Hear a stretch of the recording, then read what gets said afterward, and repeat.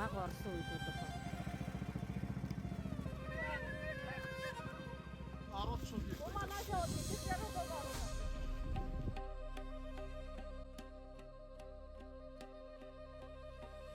сайн байцгаана уу та бүхэндээ энэ өдрийн мэндийг хүргье. Монгол улсаа төлөөлөн оролцох гэж буй малчин эмэгтэй байна.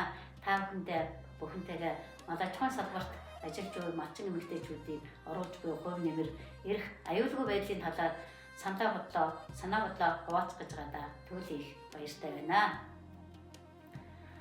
Дэлхийн хэмжээнд мал аж ахуйн салбарт оруулж буй малчин эмэгтэйчүүдийн хувь нэмэр асар их байдагч хөдөлмөр нь дутуу үнэлэгдэх, өмчийн эрэхгүй байх, шийдвэрлэх төвшөнд оролцох боломж хязгаарлагдмал, хүчирхийл ба эрсдэл зэрэг асуудлууд нийтлэг хэвээр байна.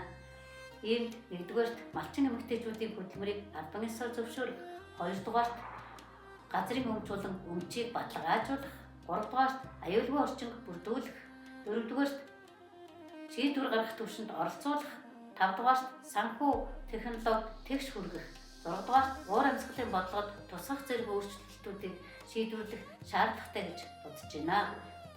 Монгол улсын хэмжээнд малчин эмэгтэйчүүдийн хөдөлмөрийг гендрийн мэдрэмжтэйгээр үнэлэх,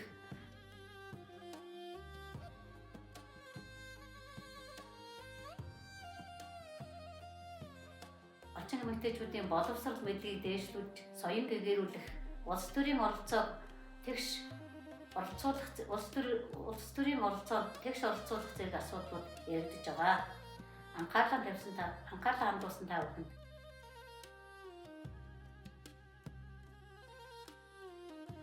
одоо энэ авч байгаа нь бол эр нас. Энэгээр одоо тэмээний ботго дугуулын ногч ах дээс мэс томдог.